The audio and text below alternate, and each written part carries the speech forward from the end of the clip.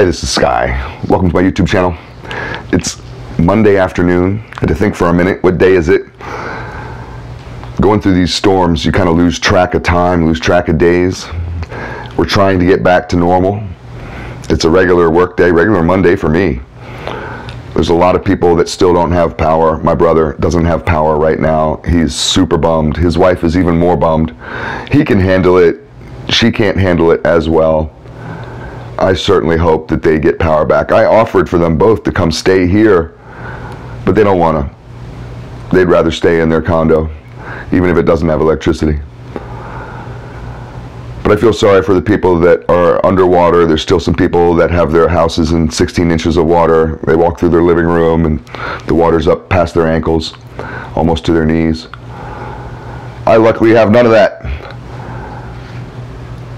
We have a bike event coming starting on Thursday, really Wednesday. I have a slim amount, a small amount. Usually I put way more product out for these events, but I have a small amount of handlebars with my vendors. Nothing in the dealerships and nothing in the stores this time. I'm only messing with the vendors.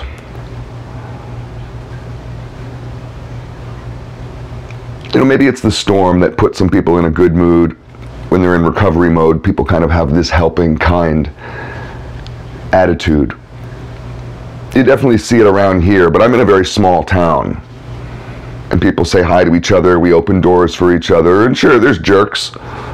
Daytona isn't Mayberry with Andy Griffith, it's not Utopia. I think it was listed number 7 in the top 10 most dangerous small towns in America. We have crime here. I think they have Bloods here. They're not in my neighborhood, but they got stuff like that. They got many different types of criminals, hookers, and they got a gas station I call the Hooker Mart. When it's not dangerous, but when you drive by there, full of hookers. Hookers everywhere.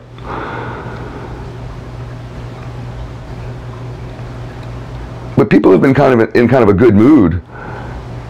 And I was at a diner. It was yesterday morning. A diner that I go to frequently. It's mostly old people. I got gray hair. I'm old.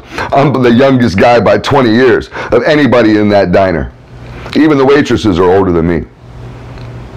But I like it. They have consistent food. I love diners. They got pictures of Elvis and James Dean and Marilyn Monroe all over the walls, and they play 50s music, and to me, it's just an atmosphere that I enjoy. I like diners. It's a uniquely, like an American cultural experience. I've traveled the world extensively.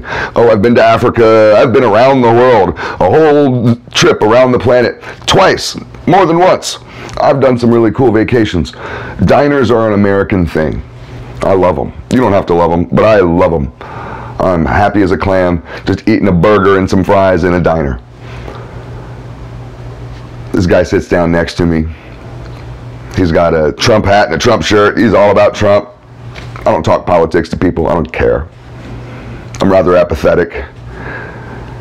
But he's like, how you doing? And we start talking about current events and various nonsense. And we agreed on some stuff. And there was a couple issues that I felt like I probably could have, if I had the energy, educate him on. Maybe he wasn't really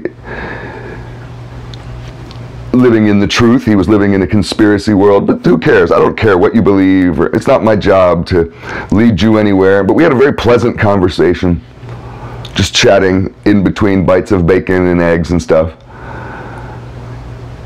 And then he got up, he scarfed his meal down much quicker than I did. I don't eat as fast as some people do. And he paid for my meal. And he's like, oh, I got your ticket. And I told him, hey, dude, you see that Mustang out there? I mean, I don't need you to pay for my shit. I'm doing pretty well in life. And he's like, no, it has nothing to do with that. I don't think it's not like I think you need it.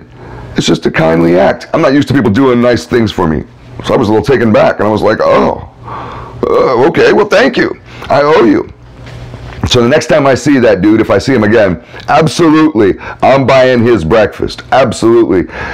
But I sat there and thought as when he left, and I was like, well, that was a nice thing to do, and he didn't have to do that. I should pay it forward. So I noticed that the waitress was rather stressed. Old lady. She didn't have power in her house. She had flooding, but it had seceded. The water went away pretty quickly where she lived. Some places the water doesn't go down quick. Some places it just goes away quickly. I don't know if it's about the gutters or just the aqueduct that's under the earth or how porous the soil is, maybe a combination of such, but nonetheless, she's at work, her house is in shambles, she's at work, and she's grumpy, and customers are grumpy, and I could see her in the back kind of tossing glasses around and just getting more and more annoyed. So I spent good $12 on breakfast, but the guy paid my ticket, so I gave her a $12 tip. What I would spend on the breakfast, I just gave her as a tip, and she was like, oh, thank you, thank you. And that made me feel good. I don't know what kind of person she is, if she's going to take and pay it forward to anybody, but it doesn't have to be financially. You don't have to buy someone something. That's always nice because money's tight, and that's a big gesture these days, but it could be smaller gestures. It could be your time. For example, I don't give homeless people money. You can come to me begging for money. I'm not giving you money. I was homeless. I'm not giving you money. I'll give you some of my time. My time is valuable. I charge $100 an hour, some of you know. I will give a free hour. That's $100 I just gave you for free. I will give you a free hour and talk to you. And you don't have to let it help you. But if you did let it help you, if you were open-minded, if you let just one drop of that knowledge absorb into you, might change your life. That's better than the $5 or the $1 or the 75 cents or a couple pennies in my pocket. So you can pay it forward in a lot of ways. Maybe you have some time to go and help somebody out this weekend. Maybe it's just simply calling somebody that you haven't talked to in a while that you know is not doing as well as you or not as strong as you in some ways, and you can lift them up. It's all about turning around and helping others. There's some people that all they can do in life is help themselves. And I'm not mad at people like that because it takes a lot to learn how to survive. And if you can figure out how to survive, even if you're selfish, that's an amazing task. Good for you. But some people get to a point of strength with their survival where they're not just surviving like a weakling, they're thriving, and they can turn around and say, you know what? I can help you. I'm strong enough. I can help you in whatever way. Because strength is counted in many different ways.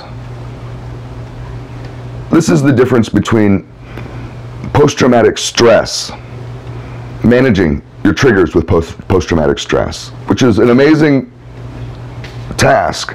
Not everybody can do it. If you have PTSD and you can figure out how to manage your triggers and just function, that's amazing. Pat yourself on the back. But there's a level past that. There's a level past simply just maintenance. There's growth. There's something called post-traumatic growth, PTG. It's not PTSD, it's past PTSD. You can live in a successful PTSD realm where you're managing your triggers and you're going to work and you're socializing and maybe sometimes you get triggered but you know how to handle it. There's a way past that.